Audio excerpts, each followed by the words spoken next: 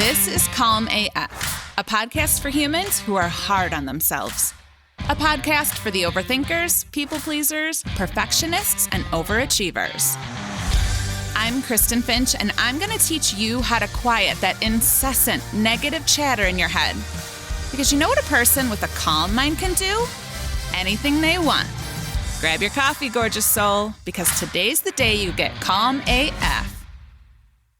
Hello, gorgeous soul. Welcome to Calm AF. Happy to be here with you today. So before we jump into today's episode, I want to read you a post that was posted in our community page in the Calm AF Life program. And I'm sharing it because when I read it, I was like, oh, see, this is it. This is the reason why this group is here. It's not for us to be making these radical, dramatic, extraordinary changes in our life. Like, oh, let me figure out how to change my body and my marriage and my career and make more money and start a foundation. It's not about like these big, extraordinary things. It's about the simple things. It's about creating a life that feels more content, right? Calm AF. That's the whole point. So let me read you what she said, and then we will jump into curiosity. So she wrote, wow, just wow. I'm barely a month into Calm AF Life program, and I have my music back. I feel teary-eyed with gratitude. See, for the past few years, whenever I sat down to learn to play the guitar, something I really wanted to be able to do, I would feel a stress and a tension in my body that made playing frustrating and unfun, so I stopped. I could maybe white-knuckle a practice 15 minutes a couple times a week, but my middle-aged brain needed more than that to create new brain-finger neural connections. I hardly played at all in 2022. But in the past month, lowering the overall quote-unquote noise, for lack of a better term, of my nervous system has made a huge difference. I figured out my why was that playing. I figured out what my why was for playing, and that allowed me to get past my habit of resistance. Now, when I play, if I feel tension cropping up, I tell myself to just do it shitty so I don't get stuck. Or I remind myself that I don't care what anyone else in the house thinks of my playing. And I remember that my future self knows how to play the guitar beautifully and has those bar chords all figured out, so I just need to keep going. I'm doing it. I'm easily playing for an hour at a time, most days, and enjoying it and making progress. My why keeps me connected to my motivation, and I have every confidence in the world that at the end of 2023, I will have made progress towards something that is so very important to me. Thank you, Kristen, for creating this program. Now, I think a lot of times when we think of joining a program or setting goals for ourselves, that it has to be some like massive, like I said earlier, extraordinary changes. But this is it. This is what it's about. These little subtle shifts. In our goal setting workshop the other night, we were talking about, realigning with our goals. And one of the women was like, you know what? She's like, I just feel really good. She's like, I don't feel like I need to change everything. I feel very content. I'm like, well, yay. Like, that's why we're here. That's what it's all about. And, all of those external changes that we want, that we do actually want because we want, not because we think we're supposed to want it, those happen as a byproduct of just being able to be in your body, being content, being calm AF. So I just had to share that. I loved this message so much, truly just brought tears to my eyes because that's what it's all about. Like bringing the joy back, being able to stop the noise in your head and bring the joy back. So today, March 1st, is the final day to use the March 1st coupon code to join us in Calm AF Life. You are welcome anytime. Head over to kristenfinch.com to find out the details and join with that special pricing before it ends. All right, let's talk about one of my very favorite feeling states, the feeling state that is such a little powerhouse, a little power player, and it's so often overlooked and underutilized, and that is curiosity. So humans, we are inherently curious. We're born that way, right? We need the curiosity to encourage us to explore as we are becoming, when we're moving from newborn to toddler to childhood, right? We need curiosity. It's what drives us to learn and to question things. I remember when both my kiddos discovered their hands. Like if you've ever had a baby or been around a baby, you know that like when they're like looking at their hands, like, what is this? That curiosity, it's helping them learn. It's like in the moment, they're like, I have a body and I can make my hand do this. But curiosity as we get older tends to be an emotion that we're told, sometimes directly, sometimes indirectly, to squash curiosity. I remember vividly sitting in Sunday school at Faith Presbyterian Church. I was young. I remember how it felt. Must have been wearing shorts, and we were sitting on this tile, cold floor, and the teacher was teaching us about the whole creation story. Right? First, God created the sun, and then he turned the lights on, and then he made the animals and the people and all the things, and then he rested. And I remember sitting there and I had a lot of questions about this.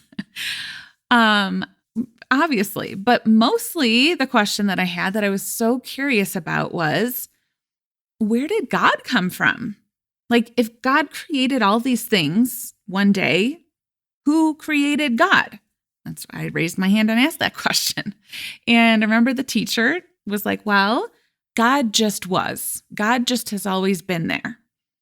And then she moved on. And I remember just thinking about that. And that brought up a lot more questions. So I raised my hand again. And I was like, so God was there, just sitting there for like ever, until one day he decided to like create this universe and like planets and the teacher obliged. I know it's hard to understand, but God just has always been, Kristen. And she moved on again, and I raised my hand again. And the little empathic sponge that I was and always have been, I saw the look on her face turn from like tolerating my curiosity to being completely unamused. So I put my hand down. Right? I understood in that moment, you're asking too many questions. I remember my curiosity overwhelmed my dad. And listen, as a parent of curious kids, I get it. It can be exhausting answering question after question after question. I'm very in tune when my curiosity is annoying people because I was indirectly and sometimes directly told that my curiosity was a little annoying.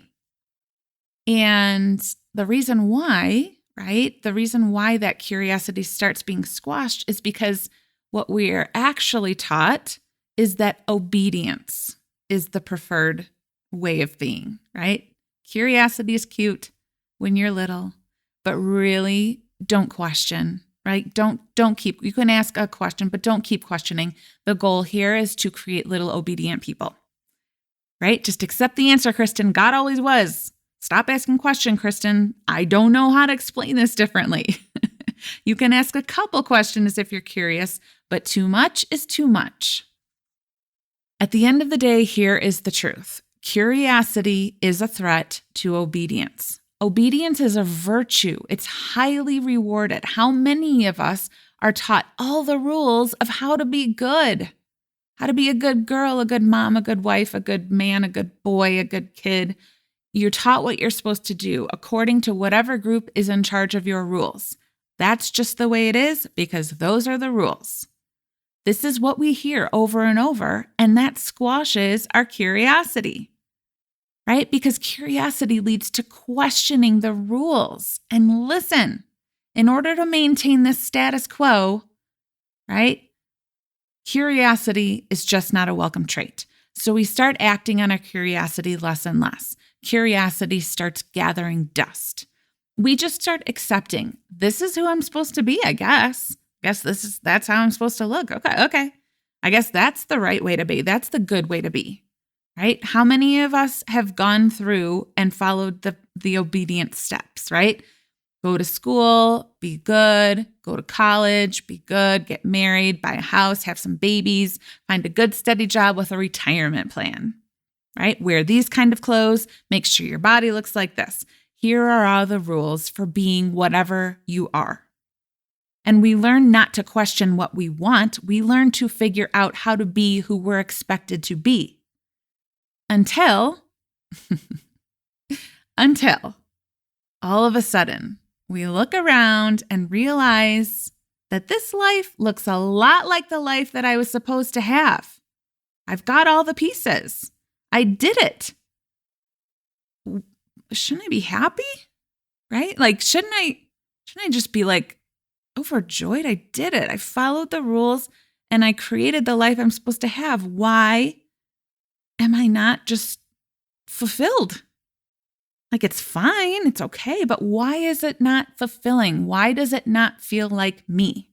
And after a lifetime of making obedient choices, following the plan laid out by society, you're like, also, who even am I? How did I get here? Do I even like this? This is where I encourage people to start, right? When you are looking around at your life thinking, wait, how did I get here? Who even am I? Do I like this? That is when I think it's the perfect time to pull out those dusty curiosity glasses and throw them on, right? We're just going to look out at the world through these sparkly lenses of curiosity, because curiosity is so sparkly. Think about the energy that you feel when you are curious about something. It's got this playful feeling to it, right? Almost like childlike.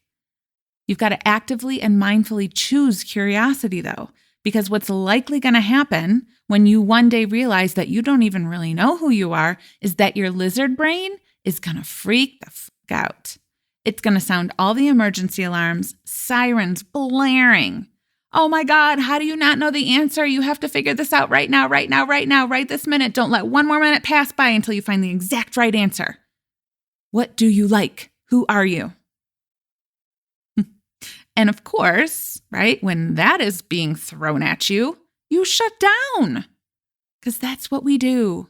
You guys, that's just what we do. We freak the fuck out and then we shut the fuck down. So make sure when you start bringing curiosity back out of the musty, dusty box that you are tending to your nervous system first. NSF, don't forget that. You're going to remind the lizard brain that this question and these questions, this curiosity that you are bringing out again is not an emergency. This doesn't mean something bad's going to happen. There is no rush. We can either figure this out the awful way, right? And by thinking it's a desperate thing, or we can do it the fun way through curiosity.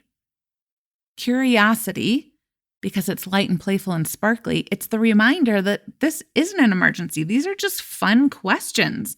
I'm just playfully asking, what do I actually think about these rules? What do I actually think about these choices? Right? It's an adventure where you get to go out and discover what you like, who you are, all the things while you're experimenting, seeing what works, seeing what doesn't. What in your life is there that you really do enjoy? And what are the things that you don't? Curiosity lightens everything up because it isn't looking for one definitive right answer. Curiosity is all about wonder. Curiosity is playfully looking around for other options than the one stringent thing that you've been trying to follow. I have a client who is getting curious about her life right now. From the outside, it's fine, right? Like, she followed the rules, she did the thing. She's got the husband, nice house, sweet kids, good steady job. And what she's realized is that none of the choices that she made came from curiosity. She was just following what she was supposed to do. They came from obedience, right? That doesn't mean she hates all her choices. It's just like, I just haven't questioned them. She knew what she didn't want because of the childhood that she had endured. It wasn't safe. She was not safe in any way, mentally, physically, financially, emotionally. Her nervous system definitely wasn't allowing curiosity. right? When she was old enough to get out of there, she wasn't like, what do I want to do next? Her nervous system was like, just find something safe. No more, no less. Just safe. So she followed that path, the safety path, without questioning any of it. Like most of us do. Again, because curiosity, particularly when it comes to societal norms, is squashed. And in the last few years, my client has had these glimpses, though, that maybe she wants more. Like, is that okay? This is fine.